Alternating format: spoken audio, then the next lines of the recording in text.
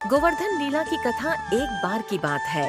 जब श्री कृष्ण बाल्यावस्था में थे, तब ब्रजवासियों की परंपरा थी कि वे हर साल इंद्रदेव की पूजा किया करते थे।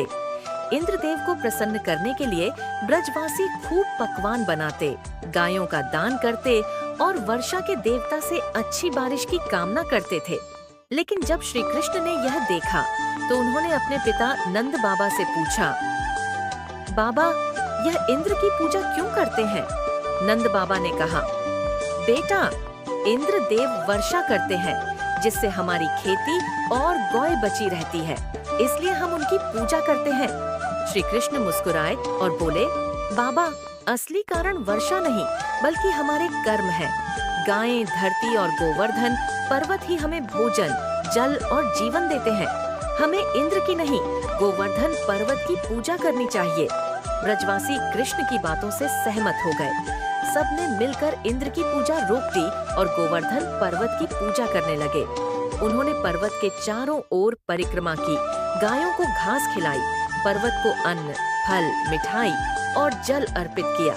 यह देखकर इंद्रदेव बहुत क्रोधित हो गए। उन्होंने सोचा, इन ब्रजवासियों को अपनी शक्ति का घमंड नहीं रहा, अब मैं इन्हें अपनी शक्ति का अनुभव कराऊंगा। उन्होंने भयंकर वर्षा और आंधी तूफान मचाकर ब्रज को डुबाने का प्रयास किया। चारों ओर जल ही जल फैल गया।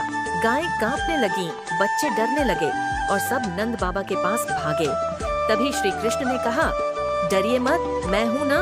उन्होंने अपनी छोटी उंगली से गोवर्धन पर्वत को उठाया और सबको उसके नीचे शरण दी।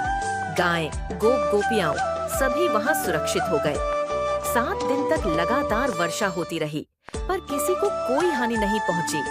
अंत में इंद्रदेव को अपनी गलती का एहसास हुआ।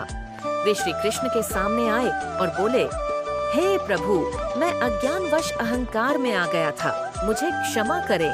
श्री कृष्ण ने उन्हें माफ कर दिया और कहा, इंद्र, याद रखो, शक्ति का घमंड करने वाला कभी सुखी नहीं रहता।